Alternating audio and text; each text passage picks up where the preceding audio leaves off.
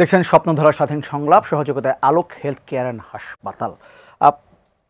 অন্তর্বর্তীকালীন সরকারের প্রধান উপদেষ্টা ডক্টর মোহাম্মদ ইউনূস জুলাই ঘোষণাপত্র এবং জাতীয় নির্বাচনের সময়সীমা ঘোষণা করার মধ্য দিয়েই বলা যায় যে বাংলাদেশের যে রাজনৈতিক দলগুলো আছে মোটামুটি নির্বাচনমুখী হয়ে গেছে। এর মধ্যে আজকে নির্বাচন কমিশন ঘোষণা করেছে যে আগামী ডিসেম্বরের একদম প্রথমেই তারা নির্বাচন তফসিল ঘোষণা করে দেবে। এই ঘোষণার পরপরে আসলে আর বাকি থাকে না যে মোটামুটি দেশ এবং রাজনৈতিক দলগুলো নির্বাচনমুখী হয়ে যাচ্ছে। এইখানে একটা প্রশ্ন আছে যে জাতীয় নির্বাচনের জন্য বাংলাদেশের রাজনৈতিক দলগুলো প্রস্তুত কতটা, দেশ কতটা প্রস্তুত আছে, এই নিয়েও কিন্তু একটা আলোচনা আছে। আমরা আসলে এই বিষয়গুলো একটু আজকে আলোচনা করার চেষ্টা করব। আমাদের আলোচনার বিষয় নির্বাচনমুখী রাজনীতি ও গণ অভ্যুত্থানের প্রত্যাশা। দুজন আলোচক আছেন আমাদের সঙ্গে, একটু পরিচয় হয়নি। আমার সঙ্গে আছেন জয়নুল আবদিন ফারুক, তিনি বিএনপি চেয়ারপারসন উপদেষ্টা এবং সাবেক বিরোধী দলীয় চিফ হুইপ, এবং আছেন কমরেড রাজিকুজ্জামান রতন, তিনি সহ সাধারণ সম্পাদক বাসদ। দুজনকে স্বাগত আমাদের অনুষ্ঠানে। আলোচনা যাব। আমি একটু জয়নুল আবদিন ফারুক আপনাকে দিয়ে শুরু করি। ফেব্রুয়ারির শুরুতেই নির্বাচন বা রোজার আগেই নির্বাচন, এরই মধ্যে ডিসেম্বরে নির্বাচন তফসিল ঘোষণা হয়ে যাবে।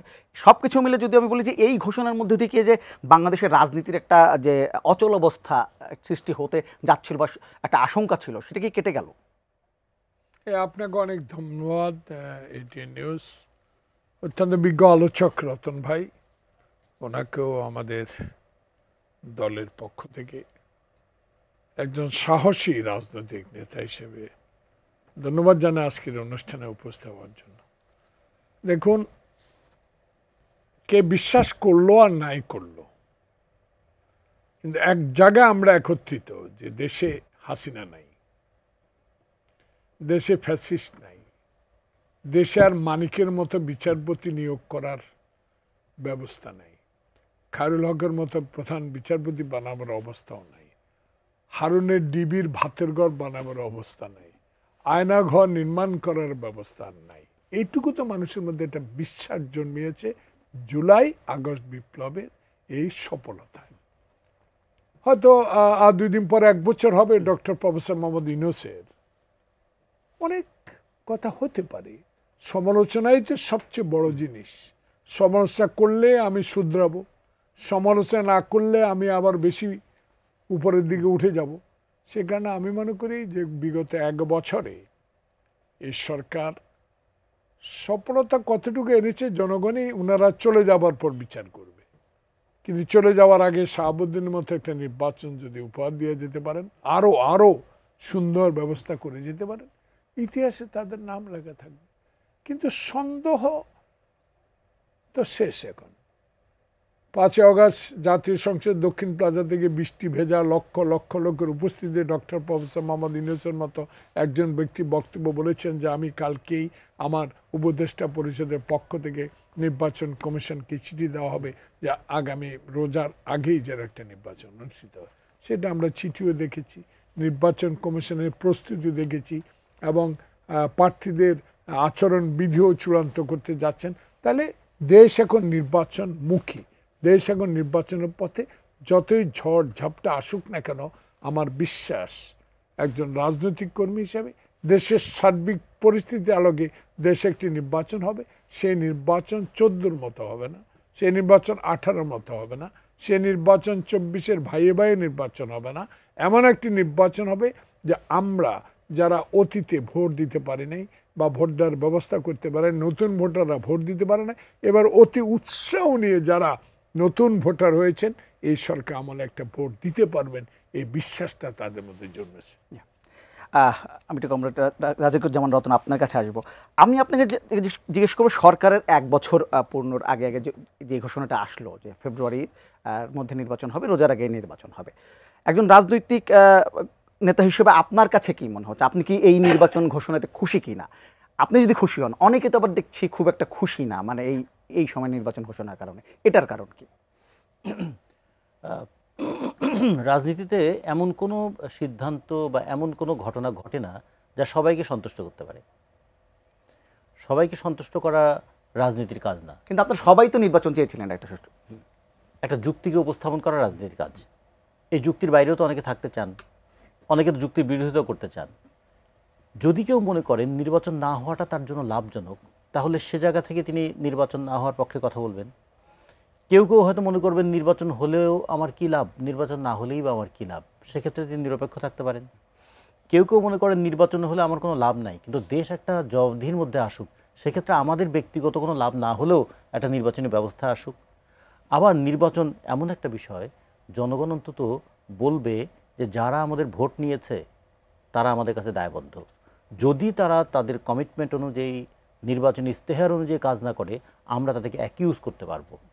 কিন্তু অন্তর্বর্তীকালীন সরকারকে তো কিছু করা যাচ্ছে না, কিছু বলা যাচ্ছে না, কারণ মানে বলাই হচ্ছে তারা অন্তর্বর্তী। মানে কিসের অন্তর্বর্তী? আগের একটা অগণতান্ত্রিক শাসন ছিল, সেখান থেকে একটা গণতান্ত্রিক ব্যবস্থায় আসবে মাঝখানের অন্তর্বর্তীকালীন সময়। ফলে অন্তর্বর্তীকালীন সময় যদি দীর্ঘায়িত হয়, তাহলে মানুষের মধ্যে সংশয় তৈরি হয়, সন্দেহ তৈরি হয়, এবং এই সময় নানা ধরনের জটিলতা তৈরি হয়, যেটা আমরা গত 1 বছরে দেখেছি। 1 বছরে আমরা যেটা বলি যে গত 5ই আগস্ট যে উচ্ছ্বাস মানুষের মধ্যে ছিল, যে ক্রোধ মানুষের মধ্যে ছিল, এবং যে স্বপ্ন মানুষের মধ্যে ছিল। উচ্ছ্বাস ছিল যে আমরা একটা ফ্যাসিস্ট শাসনের অবসান ঘটালাম। ক্রোধ ছিল যে গত 15 বছর কিভাবে নিপীড়ন আমাদের উপর করা হয়েছে, যে কারণে অনেক জায়গায় আছড়ে পড়েছে সেই ক্রোধের বহিঃপ্রকাশ। আর স্বপ্ন ছিল এরপরে হয়তো আর কেউ এরকম হবে না। তো এই 1 বছরে কিন্তু তার অনেকগুলো ফ্যাকাশে হয়ে গেছে, ফিকে হয়ে গেছে। এইটা হয়ে যাওয়ার জন্য কারা দায়ী?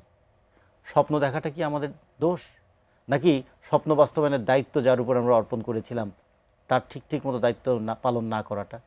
ফলে আমরা মনে করি এনাফ ইজ এনাফ। এই কথাটা অন্তর্বর্তীকালীন সরকার প্রথমেই যদি একটা রোড ম্যাপ ঘোষণা করে দিতেন, এবং বিগত 1টা বছর যদি রোড ম্যাপ অনুযায়ী দেশটা চলতো, তাহলে রাজনৈতিক দলগুলোও একটা তারা সামনে টার্গেট পেত যে আমাদেরকে এই কাজ করতে হবে। আর ক্ষমতায় যারা আছেন তারাও কিন্তু লেজাস ফেয়ার কন্ডিশনটা তৈরি করতেন না, অ্যাডহক ভিত্তিতে কাজ করতেন না। তারাও ভাবতেন আমার সামনে কিন্তু এই কাজগুলো আছে। ফলে একটা রোড ম্যাপ দরকার ছিল। আমরা বলেছিলাম যে একটা রোড ম্যাপ ঘোষণা করলে রোড ম্যাপ সবাইকে একটা কমিটমেন্টের মধ্যে ফেলে দেয়। আর একটা কমিটমেন্ট মানুষকে কিন্তু টাইম বাউন্ড করে। সময় যদি না হয়, সময় ক্ষেপণ করা, সময়কে কখনো কখনো ব্যক্তিগত স্বার্থে কাজে লাগানো, অথবা মানুষকে কখনো কখনো সময় ভুলিয়ে দেওয়া। কারণ এর মধ্যে আমরা কয়েকটা জিনিস দেখেছি, এমন কিছু নন ইস্যুকে সামনে নিয়ে আসা হয়েছে, মানুষ তখন ওই নন ইস্যুকে ইস্যু ভেবে তার পিছনে ছুটতে গিয়ে মানুষ তার প্রয়োজনীয় কথাগুলো ভুলে গেছে। ফলে অন্তর্বর্তীকালীন সরকারের সময় যে কাজগুলো করার কথা ছিল, যেটা ফারুক ভাই তার দীর্ঘ রাজনৈতিক অভিজ্ঞতা থেকে তিনি যেটা বলেছেন যে আমাদের আর যেন এখানে কখনো মানিক তৈরি না হয়। তাহলে কি একটা বিচার বিভাগ কিভাবে চলবে তার একটা অন্তত সংস্কারের রূপরেখা থাকা দরকার ছিল। আমাদের পুলিশ যেন আর দলীয় বাহিনীতে রূপান্তরিত না হয়। পুলিশ দলীয় বাহিনীতে রূপান্তরিত হলে তার মতো একজন রেসপেক্টেড রাজনৈতিক নেতাকে কিভাবে হেনস্থা করেছিল সেগুলো আমরা দেখেছি না, এবং তারা কিভাবে পুরস্কৃত হয়েছে সেটা আমরা দেখেছি। ফলে আর যেন পুলিশ লাঠিয়াল বাহিনীতে পরিণত না হয়। প্রশাসন যেন কখনো জনগণের ট্যাক্সের টাকায় জনগণের উপর নিপীড়কের সংস্থায় পরিণত না হয়, সেগুলোর অন্ততটা যদি পদক্ষেপ নেওয়া যেত, তাহলে আমরা ভাবতাম যে অন্তর্বর্তীকালীন সরকার একটা কাজ শুরু করে দিয়ে গেলেন, যে কাজটা পরবর্তীতে নির্বাচিত সরকার এসে সেটাকে কন্টিনিউ করবেন এবং কমপ্লিট করবেন। কিন্তু এমন কিছু বিতর্কের বিষয়, আচ্ছা জাতীয় সঙ্গীত কি আমাদের বিতর্কের কোনো ইস্যু ছিল? সংবিধান আমাদের বিতর্কের কোনো ইস্যু ছিল? আমাদের বিতর্কের ইস্যু ছিল এমন একটা ব্যবস্থা করো যাতে নির্বাচনটা সুষ্ঠু, অবাধ, গ্রহণযোগ্য হয়। অনেক সময় যা আমাদের চাওয়া ছিল না তাকে সামনে নিয়ে আসা, আর যা চাওয়া ছিল তাকে আড়াল করা। 1 বছরে এই ধরনের অনেক ঘটনায় একটু সন্দেহ কিন্তু এখনও আছে। তারিখ মানে নির্বাচনের সম্ভাব্য তারিখ ঘোষণা করা হয়েছে, কিন্তু যারা নির্বাচন না হলে সুবিধা পায় তাদের অনেকের কথাবার্তায় মনে হচ্ছে নির্বাচনটা না হওয়াটাই মনে হয় ভালো। এরকম যদি হয় তাহলে হয়তো আর একটা ভেতরের শক্তি কাজ করছে। এটুকু বলে আমি একটু শেষ করি যে রাজনীতি কি নির্বাচনমুখী? আপনারা বলেছেন রাজনীতি আসলে নির্বাচনমুখী কখনো হয় না। রাজনীতি হতে হবে জনগণমুখী, এবং জনগণের সম্মতি নেওয়ার জন্য নির্বাচন দরকার হয়। কিন্তু মূলত মানে নির্বাচনে কেউ বিজয়ী হোক বা হেরে যাক, গত 15 বছর তো নির্বাচনের ধারে কাছে ছিল না, তাই বলে কি জনস্বার্থে আমরা আন্দোলন করি নাই, জনগণের পক্ষে কথা বলি নাই। ফলে নির্বাচন হচ্ছে জনগণের সম্মতি নেওয়ার একটা পথ, একটা পদ্ধতি। কিন্তু সেটা ছাড়াও কিন্তু একটা রাজনৈতিক দলের নানা ধরনের দায়িত্ব থাকে, নানা ধরনের দায়বোধ থাকে। ফলে রাজনীতি হতে হবে জনমুখী, এবং এই মুহূর্তে জনগণের সম্মতি নেওয়ার জন্য নির্বাচনের একটা তারিখ ঘোষণা হতে যাচ্ছে। এটা আপনার কাছে যে আপনি প্রথম বলছিলেন যে জনগণের একটা আকাঙ্ক্ষা ছিল যে আর যেন একজন হারুন তৈরি না হয়, আর যেন একজন মানিক না তৈরি হয়। সরকারের 1 বছর হয়ে গেল, সামনে নির্বাচন, হয়তো নির্বাচনের পরেই একটি রাজনৈতিক সরকার দায়িত্ব গ্রহণ করবে। আপনি কি কথা দিতে পারেন যে এরপরে যারা ক্ষমতায় আসবে বা দায়িত্বভার নেবে, যদি আপনারাই নেন, তাহলে আর কোনো মানিক কিংবা আর কোনো হারুন সৃষ্টি হবে না? দেখেন, হাসান, দীপুমণি, পলক, ওবায়দুল কাদের, সালমান এফ রহমান, রেহানা, হাসিনা, যত নামই বলুন না কেন, রতন ভাই যে কথা বলেছে, রাজনৈতিক স্বাধীনতা দলের মধ্যে এবং দেশের মধ্যে, ব্যক্তি স্বাধীনতা, দেশের স্বাধীনতা রক্ষার জন্য যে আপ্রাণ চেষ্টা আমরা ৭১ সালে যৌথভাবে করেছি, এবার প্রফেসর মোহাম্মদ ইউনূসকে প্রত্যেকটি রাজনৈতিক দল যেভাবে সমর্থন দিয়েছে, একটা ঐক্য সৃষ্টি করেছে, জুলাই আগস্ট বিপ্লবকে সমর্থন দিয়ে তাদেরকে গ্রহণ করে নিয়েছে, যারা আত্মহতি দিয়েছে, খোকন, ওয়াসিম, মুগ্ধ, অগণিত, তাদের প্রতি যে সম্মান প্রদর্শন হয়েছে 5 তারিখ থেকে, তারই প্রমাণ হয় এই দেশে আর কোনোদিনও এই মামুন সাহেব তৈরি হবে না, বেনজির তৈরি হবে না, প্রশাসন আর বিনষ্ট হবে না, এজলাসে আর লাথি মারা হবে না, বিচার নামমাল তালগাছ আমার এটা বলা হবে না। সেখানে আমি মনে করি প্রফেসর ইউনূস 1 বছরে বাংলাদেশে রাজনৈতিক নেতাদেরকে, আমি মনে করবো ক্ষুদ্র একজন অনভিজ্ঞ আমি নিজকে বলবো যে পার্লামেন্টে যাওয়ার আমার সৌভাগ্য হয়েছে, কিছু অভিজ্ঞতা তৈরির চেষ্টা করেছি, কিন্তু সফল হয়েছে কি জানি না। আজকে বাংলাদেশের মানুষ কি চায়? একটাই জিনিসে চায় যে আমি দরজা খুলে ঘুমাবো, আমার গণতান্ত্রিক অধিকারটা থাকবে, আমি ব্যবসা বাণিজ্য করে খাবো, আমি সরকারকে ট্যাক্স দেব, পুলিশ বাহিনী আমার থেকে কোনো ঘুষ নেবে না, যেখানে যাব সেখানে কোনো কাগজপত্র আনতে নিতে কোনো ঘুষ গ্রহণ করা হবে না।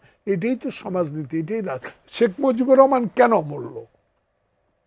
আমি আজকে একটা বক্তব্য বলেছিলাম, শেখ মুজিবকে যেদিন দেশে ফেরত আসলো, আতাউর রহমান খান যে এক্স চিফ মিনিস্টার ছিল, উনি একটা কথা বলেছিলেন, আমি আতাউর রহমান খানের সাথে সম্পর্ক ছিল, আসা যাওয়া করতাম, উনি বলেছিলেন, মুজিব তুমি কি করবা, তুমি একটা লাঠি নিয়ে ৩২ নম্বর রোডে বসে থাকো, যারা শিক্ষিত, যারা দেশ পরিচালনা করার সামর্থ্য আছে, যারা বুদ্ধিজীবী, এই নতুন দেশকে গড়তে পারবে, তাদের ক্ষমতা ছেড়ে দাও। কিন্তু উনি নিজে ক্ষমতায় বসে কী হলো, ডানে চোর, বামে চোর, রাতে চোর, ঘরে চোর, মোস্তফা আমার কম্বল কথা, এইসব কথা বলার কারণে তো নিজ হাতে সে হেলিকপ্টার করে ভোটের বাক্সা পরিবর্তন এবং ৭৩ সালে যে নির্বাচন, তার অহংকার, বাকশাল গঠন করা, গণতন্ত্র হত্যা করা, মেজর জলিলকে জেলে নেওয়া এবং সিরাজ সিকদার কোথায়, এইসব কথা বলার কারণে তার যে অধঃপতন, 1 রাতেই সব পরিবার শেষ হয়ে গেল।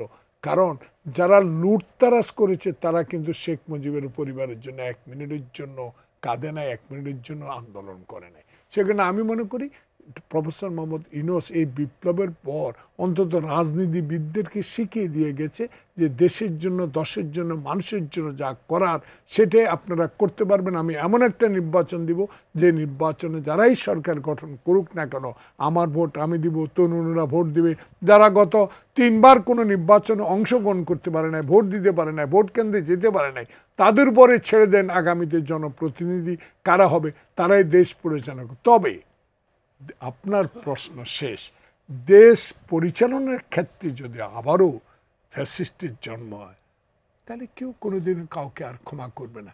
কারণ এই জুলাই বিপ্লব 16 বছরে তারেক রহমানের নির্দেশে আন্দোলনে আমাদেরকে শিখিয়ে দিয়ে গেছে, যুব সমাজকে শিখিয়ে দিয়ে গেছে, যারাই ক্ষমতায় যাক, যারাই সরকার গঠন করুক, যারাই দেশ পরিচালনা করুক, আর কিন্তু কোনো অবৈধ কাজ, আর কোনো বেনজির, কোনো হারুন, কোনো মানিক, কোনো খায়রুল হকের আর তৈরি হবে না।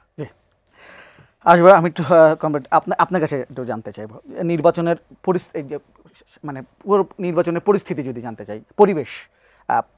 অনেকগুলো রাজনৈতিক দল, বিশেষ করে আমি যদি বলি জামায়াত ইসলাম, এনসিপি, এরা অভিযোগ করছে যে লেভেল প্লেইং ফিল্ড তৈরি হয় না। বিশেষ করে তারা বিএনপির দিকে বলছে যে বিএনপির রাজনৈতিক আধিপত্য পুরো বাংলাদেশ আসলে এইরকম এখন, সেখানে নির্বাচনে লেভেল প্লেইং ফিল্ড তৈরি হচ্ছে না বা হবে না যদি এই সময় এই এমন পরিস্থিতির নির্বাচনটি হয়। আপনার কাছে কি তাই মনে হচ্ছে যে যদি ফেব্রুয়ারিতে নির্বাচন হয় লেভেল প্লেইং ফিল্ড নিশ্চিত করা কঠিন হবে? একটু কঠিন হবে, কারণ বর্তমান সরকারের নিউট্রাল অ্যাটিটিউডটা লক্ষ্য করা যাচ্ছে না। কারণ এই সরকারের মধ্যে 2 জন উপদেষ্টা আছেন যারা আবার যে দলটা অভিযোগ করেছেন তাদের সঙ্গে যুক্ত, ফলে সরকারের নিউট্রালিটি একটা প্রশ্নের মধ্যে থাকবে।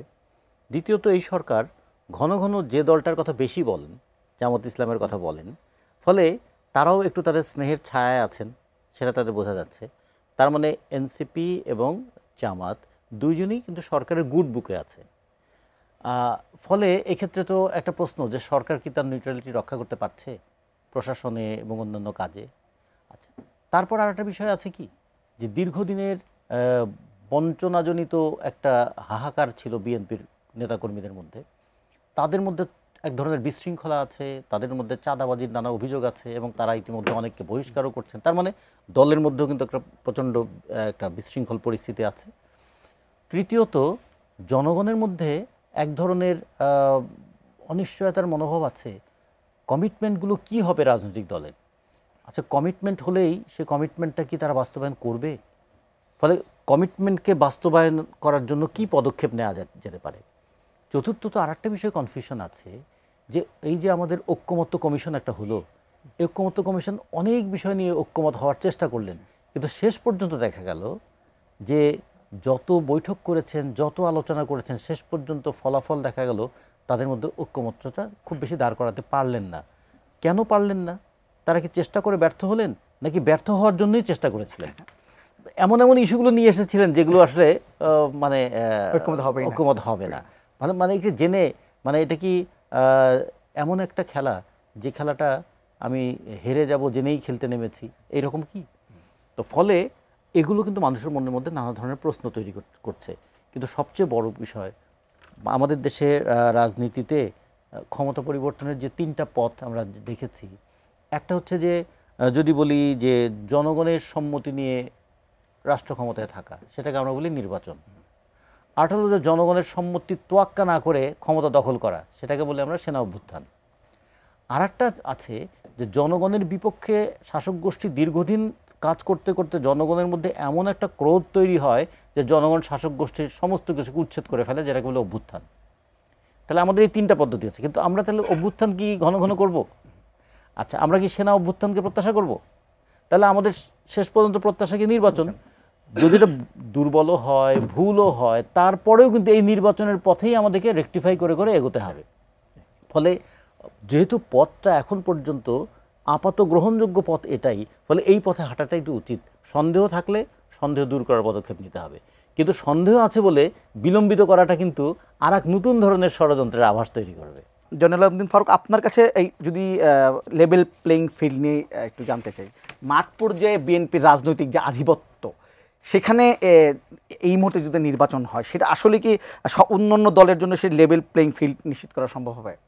আচ্ছা, আমি একটা বুঝতে পারি না যে এটিএন নিউজ, এটিএন বাংলা, পাশাপাশি এনটিভি, আরটিভি, সব পাশাপাশি ভাই বেড়াদের মতো তারা খুব আদর যত্ন সহকারে 16 বছর খুব সুন্দর চালাইছে। গান শুনি, মালিকের গান শুনি, এই কথাটা বলার অর্থ এই, আপনাদের মধ্যে কি লেভেল ফিল্ড ছিল?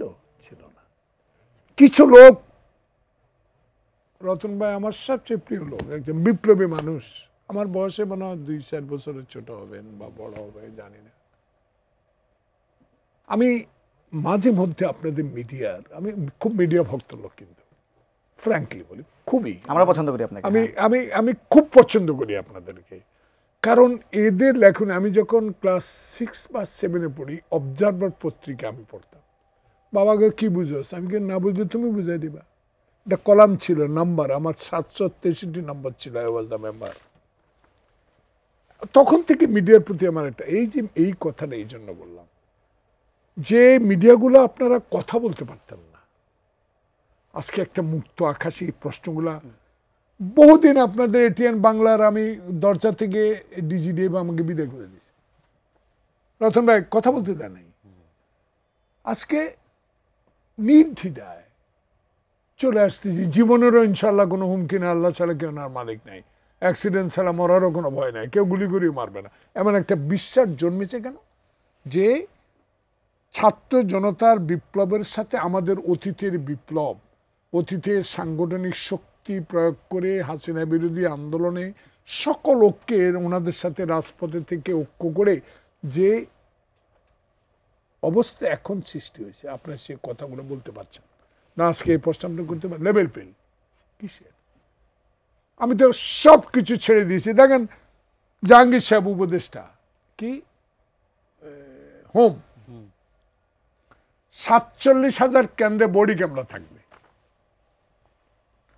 আবার আজকে আপনাদের পত্রিকায় নিউজে দেখলাম ওসি এসপিদের লটারির মাধ্যমে বুদ্ধি করবে, কিচ্ছু লাগবে না। এখন আপনার জামাতে ইসলাম প্রতিক্রিয়া দিছে, কিন্তু আনুষ্ঠানিক কিছু জানাইছে কিনা আমি এখনো দেখিনি।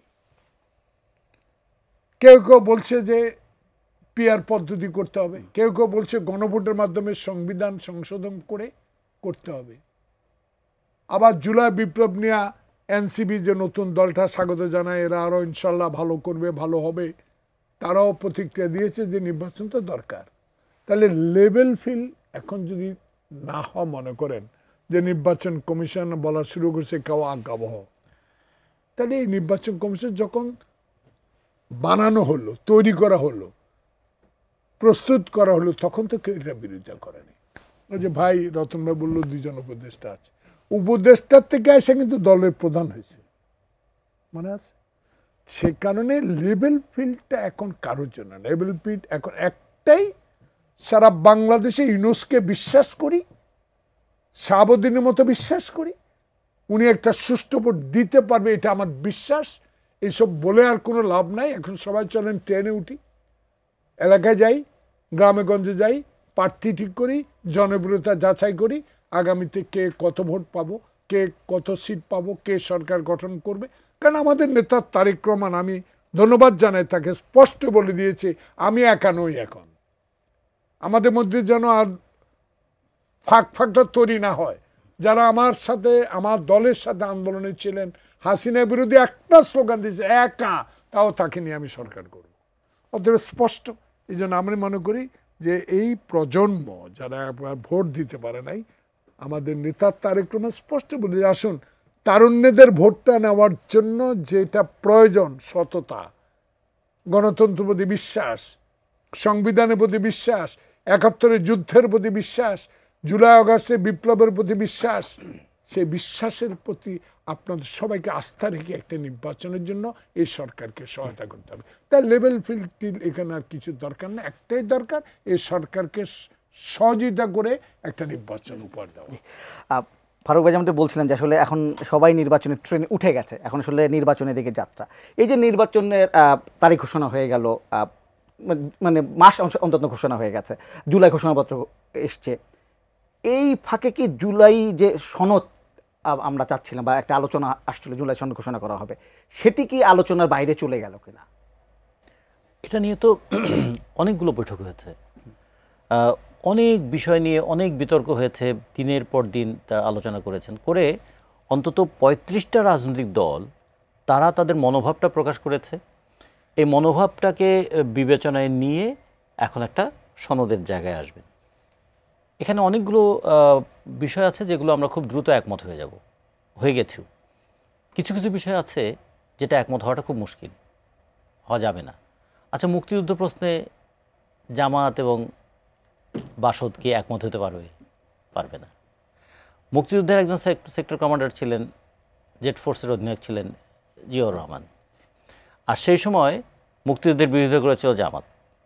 তাহলে তখন তারা গান পয়েন্টে ফয়সালা করেছে।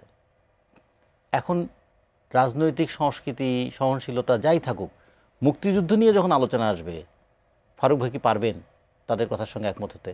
পারবেন না তো। ফলে যে প্রশ্নটা একমত হওয়া যাবে না, সেই প্রশ্নটা আলোচনার টেবিলে আনা কেন? দরকারই নেই।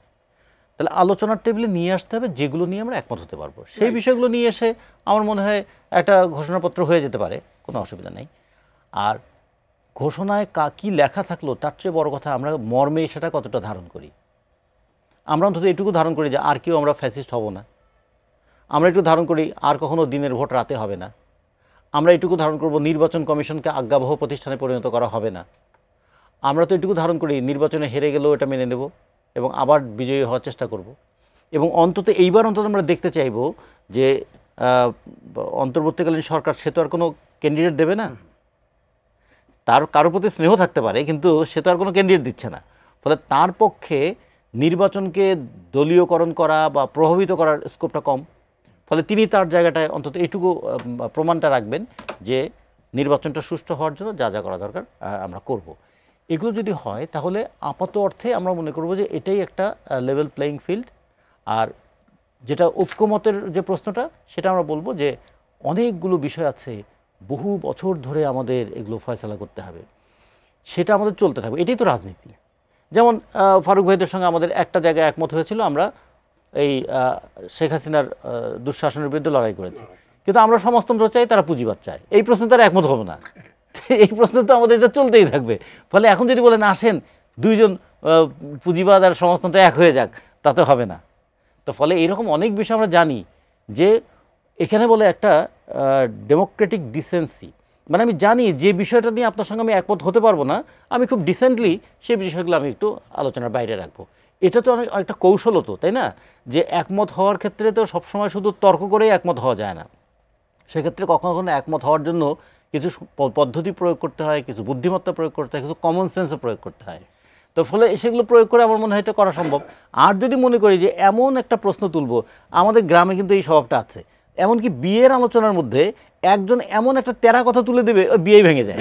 বলে আমাদের দেশে তো এই প্র্যাকটিসগুলো আছেই ভাই। আচ্ছা ফারুক ভাই, নির্বাচনের তারিখ ঘোষণা মানে মাস ঘোষণার পরে একটা কথা আসছিল তারেক রহমান কবে দেশে ফিরছেন। আজকে দেখলাম যে সিলেটে তারেক রহমানের পররাষ্ট্র উপদেষ্টা তিনি বলেছেন এই বছরের ডিসেম্বরের মধ্যেই দেশে আসছেন তারেক রহমান।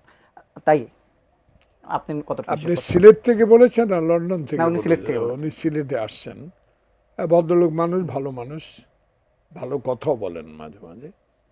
তো তারেক রহমান আসার ব্যাপারে নানা রকম কথা বাজারে উঠে, কিন্তু এত বড় দলের একজন নেতা যিনি ভারপ্রাপ্ত চেয়ারম্যানের দায়িত্ব পালন করে 16 বছর দেশের বাইরে থেকে একটি শক্তিশালী সংগঠন তৈরি করে হাসিনা বিরোধী লড়াইয়ে, হাসিনার রক্তচক্ষু, পুলিশের অত্যাচার, অবিচার, আয়নাঘর সকল কিছু উনি সহ্য করে যে দলটা পরিচালিত করেছেন, এখনও উনি দেশের বাইরে।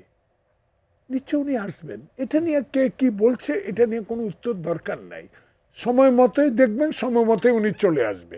এই বিষয়টুকু আমরা জানি এতটুকু যে যখনই দেখবেন উনি হাজির হয়ে গেছেন বাংলাদেশে, যেন একটি নিরপেক্ষ নির্বাচন, যে কথাটা উনি বলতেন, আমি যেন কবর থেকে উঠা মানুষের ভোট এই দেশে আর না হয়, সেই কবর থেকে না উঠা ভোটের জন্য উনি চলে আসবেন। এই নিয়ে কারো তর্ক বিতর্কের কোনো প্রয়োজন নাই। আমি আশা করব এই বিষয়ে আমার স্থায়ী কমিটি আছেন, আমাদের দল আছেন, তারাই আপনাদেরকে জানিয়ে দিবে কখন, কোন সময়ে, কিভাবে উনি আসবেন। এই বিষয়ে তর্ক বা বিতর্ক করার কোনো সুযোগ নেই। একটা বিষয় আমি রতন ভাইয়ের সাথে, যে পুঁজি আর সমাজতন্ত্র, সেটা বড় কথা না, সবচেয়ে ঊর্ধ্বে হলো দেশ। 71 সালে যুদ্ধ যারা করেছেন, সেই যুদ্ধের ভয়াবহ দৃশ্য উনি দেখেছেন, আপনি হয়তো বা মনে নাই, মনে থাকার কথা না, ছোট্ট ছিলেন। আজকে যারা যুদ্ধের কথা বলে এখনো ক্ষমা চান নাই, তারাও আমাদের একসময়ের বন্ধু, রাজনৈতিক বন্ধু। তাদের সমর্থনও আমরা সরকারে, তাদের দুজন বন্ধুকেও আমরা সরকারে মন্ত্রীও করেছিলাম। তখন আমাদের উদ্দেশ্য ছিল একটা দেশকে বিভাজন না করে গণতন্ত্র উত্তরণের পথে দেশকে আরও এগিয়ে নেওয়ার জন্য সেটা করা হয়েছে। কিন্তু এখন বিভাজনটা কারা তৈরি করছেন? এরাই তৈরি করছেন যারা এই অন্তর্বর্তীকালীন সরকারকে পছন্দ করেন না। তাদের নানা বিষয় তারা সমালোচনা করেন, নানা বিষয় অজুহাত তোলেন। এই অজুহাতটা তোলার একটি কারণ পিআর। এই পিআর তো আমি খুব একটা 5 বার এমপি হওয়ার সৌভাগ্য হয়েছে, অবশ্য আমার গুণে না, শহীদ জিয়ার ধানের শীষের গুণে, বেগম জিয়ার মানে আপসী নেতৃত্বের কারণে আমি 5 বার সংসদ সদস্য হওয়ার সৌভাগ্য আমার হয়েছে। কিন্তু আমি এটুকু বুঝি না, বিশ্বের বিভিন্ন দেশে যে পিআর পদ্ধতি, আমার চেয়ে রতন ভাই অনেক ভালো বুঝবে, কোনো দেশে 47 বারও সরকার পরিবর্তন হয়েছে। পার্শ্ববর্তী নেপালে দেখেন কি হচ্ছে। তো সেখানে আমি মনে করি এইসব কথা না তুলে আসুন, যেভাবে ঐক্যবদ্ধভাবে হাসিনা বিরোধী আন্দোলন করেছি, ঐক্যটা যেন আমাদের বজায় থাকে। এই ঐক্যর মধ্যে দিয়ে দেশে সত্যিকার অর্থে গণতন্ত্র প্রতিষ্ঠা হবে। ওই যে আগে বলেছি যে কথাগুলো, আর ফ্যাসিস্ট হবে না, আর কোনো সরকার ক্ষমতা গেলে ফ্যাসিস্ট হওয়ার চেষ্টাও করবে না। কারণ জুলাই বিপ্লবের কথা মনে হলে, 16 বছর আমাদের আন্দোলনের কথা মনে হলে আর কেউ এই ফ্যাসিস্ট হবে না। বিষয় নিয়ে একদম শেষ পর্যায়ে চলে এসেছি। আপনার কাছে যেটা জানতে চাইবো যে ভোটের মাঠে রাজনীতি শুরু হয়ে গেছে যদি বলি, কিন্তু যে একটা অবাধ সুষ্ঠু একটা স্মরণীয় ভোটের যে প্রত্যাশা, সেখানে কি সংশয়টা কাটলো কিনা? বিশেষ করে আইন শৃঙ্খলা পরিস্থিতি সব কিছু মিলে আপনার সংশয়টা কাটলো কিনা? নির্বাচনের ক্ষেত্রে কয়েকটা বিষয় খুব গুরুত্বপূর্ণ। আমরা আগেও বলেছি যে আমরা বাসদের পক্ষ থেকে বলেছিলাম সবসময় নির্বাচনে 3M কাজ করে: মানি, মাসল পাওয়ার অ্যান্ড ম্যানিপুলেশন। আমরা মানি এবং মাসল পাওয়ারের বিষয়টা আমরা নির্বাচনে থাকবে এবারও। ম্যানিপুলেশনের জায়গায় হয়তো একটু ব্যত্যয় ঘটতে পারে, যেহেতু যারা ক্ষমতায় আছে তারা যদি চায় যে তারা নির্বাচনটাকে ম্যানিপুলেট করবে না। কারণ নির্বাচনে যারা ভোট দেবেন, ভোট দিতে যাওয়ার আগে তার নিরাপত্তা দরকার, ভোট গণনার সময় সুষ্ঠু গণনা হওয়া দরকার, ভোট গণনা হলেও কিন্তু ফলাফলটা যেন যথাযথভাবে ঘোষিত হয়, আর ফলাফল ঘোষণা করার পরে নিরাপত্তাটা খুবই গুরুত্বপূর্ণ। হেরে গেলাম তো মরে গেলেন এইরকম ভাব যেন তৈরি না হয়, সেটা একটু দেখা দরকার সরকারের পক্ষ থেকে। আর একটা জিনিস খুব দরকার যে নির্বাচনে আঞ্চলিকতা এবং ধর্মের ব্যবহার, এই দুটো কিন্তু গণতান্ত্রিক চরিত্রটাকে নষ্ট করে দেয়। এখন ইতিমধ্যে দেখুন না, বেহেশতের টিকিট বিক্রি করা শুরু হয়েছে। কালকে একটা বাচ্চা ছেলে, ইউনিভার্সিটির ছেলে, সে বলল এইটার সমালোচনা যারা করে তারা জাহান্নামী হবে। আচ্ছা, কে জাহান্নামী হবে, কে জান্নাতি হবে, সেটা কি এখন আমাদের বিশ্ববিদ্যালয় পর্যায়ের ছেলেমেয়েরাও এগুলো বলতে শুরু করলো? তাহলে এইটা যখন সমাজে আসে তখন দুটো ক্ষতি হয়। সাধারণ মানুষের আবেগকে ধর্মীয় আবেগ দিয়ে সে প্রভাবিত করার চেষ্টা করে, আর দ্বিতীয়ত শেষ পর্যন্ত ধর্মীয় মূল্যবোধটা পরাস্ত হয়। যেমন একসময় বলেছিল না, পাকিস্তান আল্লাহর ঘর, পাকিস্তান না থাকলে ইসলাম টিকবে না। তা পাকিস্তান তো টেকে নেই, বাংলাদেশ থেকে ইসলাম চলে গেছে। কিন্তু সেই দিন তো এই কথা অনেক মানুষ উদ্বুদ্ধ হয়েছিল এবং অনেক মানুষ তো ভুল পথে পরিচালিত হয়েছিল। তার দায় কি তারা নেবেন? এই জন্য আমরা বলছিলাম রাজনীতিতে ধর্মের ব্যবহারটা বন্ধ করা দরকার। কিন্তু নির্বাচনেও যদি ধর্মের ব্যবহারটা হয়, তাহলে নির্বাচনে ওই দিকে যতই লেভেল প্লেয়িং ফিল্ড থাকুক না কেন, ধর্মের ব্যবহার হলে কিন্তু একটা মারাত্মক প্রবণতা তৈরি হয়। সেটা হলো কাউন্টার করাটা তখন আর যুক্তিতে কাউন্টার করা হবে না। কারণ আপনি যুক্তিতে কাউন্টার করলে যদি ধর্মীয় অনুভূতিতে আঘাত লাগে, যদি আপনার বিরুদ্ধে মব তৈরি করা হয়, আপনি নির্বাচিত হলে কি করবেন সেটা নিয়ে আপনি কথা বলবেন, আমি নির্বাচিত হলে কি করবো সেটা আমি কথা বলবো, এটা নিয়ে আমাদের তর্ক হতে পারে, বিতর্ক হতে পারে। কিন্তু আপনাকে বিতর্ক মধ্যে ফেললে যদি আবার অনুভূতিতে আঘাত লেগে যায়, এই পরিস্থিতি যদি তৈরি হয়, তাহলে কি লেভেল প্লেয়িং ফিল্ড থাকবে? তো লেভেল প্লেয়িং ফিল্ড তিনটা জায়গায় লাগবে। একটা হলো যুক্তি করার ক্ষেত্রে লেভেল প্লেয়িং ফিল্ড লাগবে, নির্বাচনী ব্যয়ের ক্ষেত্রে একটা লেভেল প্লেয়িং ফিল্ড লাগবে, আর প্রশাসনের নিরপেক্ষতার ক্ষেত্রে একটা লেভেল প্লেয়িং ফিল্ড লাগবে। আমরা প্রশাসনের নিরপেক্ষতাটা হয়তো বা আমরা প্রত্যাশা করতে পারি যে এই সরকার যেহেতু তার নিজস্ব দল নাই, সেই কারণে হয়তো প্রশাসনিক নিরপেক্ষতা থাকতে পারে। কিন্তু বাকি দুই জায়গায় এটা আমাদের অবজার্ভ করতে হবে, এবং আমরা হয়তো দেখব যে আগামী নির্বাচনে এগুলো একটা বড় ইস্যু হয়ে উঠতে পারে। ফলে একটা সুষ্ঠু, অবাধ, গ্রহণযোগ্য নির্বাচনের পাশাপাশি একটা গণতান্ত্রিক সংস্কৃতি ছাড়া শুধু নির্বাচনের মধ্য দিয়ে কিন্তু গণতন্ত্র আসবে না। আর জনাব আবদিন ফারাহ, আপনার কাছে মানে কি মনে হচ্ছে, স্মরণীয় একটা নির্বাচন মাঠের পরিস্থিতি কি সে পক্ষে আছে কিনা? দেখুন, আমি রতন ভাইয়ের সাথে সম্পূর্ণ একমত। মাসেল থাকবে না, অতিথি ছিল এবার থাকবে না। আচ্ছা, ম্যানিপুলেশন তো আমি মনে করি এবার হবে না আমার দৃষ্টিতে। মানি তো আচরণবিধি ঠিক করে দিবে, কত টাকা খরচ করা যাবে, কি করা যাবে, কিন্তু তা কি হয়? আমি একটা প্রশ্ন আপনার মাধ্যমে সরকারের কাছে রাখতে চাই। অতীতে নির্বাচন কমিশনগুলা ঘুমিয়ে থেকে বলেছে 47% ভোট পড়েছে। এবার তো সেই লোকগুলো নাই এই কথা বলার। তাহলে অতীতে কিন্তু যে কোনো এমপি প্রার্থী টাকা খরচ করেছে, অনিয়ম করেছে, নিয়ম মানে নাই। কারো কি প্রার্থীপদ বাদ গেছে? যায়নি। প্রত্যাহার হয়েছে? হয়নি। এবার যদি দুই একটা প্রমাণ করতে পারেন, তাহলে এবার না হোক সামনের দিকেও আরও প্রার্থীরা সংযম হবেন। তাই আমি মনে করি এবারে নির্বাচনটা অন্য অন্য নির্বাচনের চেয়েও আরও শক্ত এবং সুষ্ঠু এবং একটা কি বলবো, যে সাংবিধানিক যে পাওয়ারটা নির্বাচন কমিশনের আছে তারই প্রতিফলন ঘটবে বলে আমাদেরও বিশ্বাস। Thank you. জি, আপনাদের দুজনকে ধন্যবাদ আমার সাথে যুক্ত হওয়ার জন্য। সময় শেষ। দর্শক, আজকের পর্ব থেকে এখানেই বিদায় নিচ্ছি। আগামী পর্বে আবারও দেখা হবে। ততক্ষণ পর্যন্ত ভালো থাকবেন, সুস্থ থাকবেন, এটিএনের সঙ্গে থাকবেন।